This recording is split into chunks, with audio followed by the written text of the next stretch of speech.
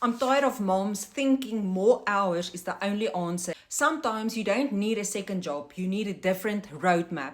My name is Michelle, ex-corporate mom of one. I'm tired of moms believing the only way to create breathing room is to work more hours. Another job, another shift, another thing pulling you away from home. Because the truth is, everything is more expensive, but most families aren't magically earning more. And that's exactly why I started looking at online business differently. In 2024, I found a simple roadmap that showed me how people were building online with structure, not guesswork. And at first, I didn't believe I could do it, but I also knew I didn't want to be in the same place 6 months later, still hoping things would change.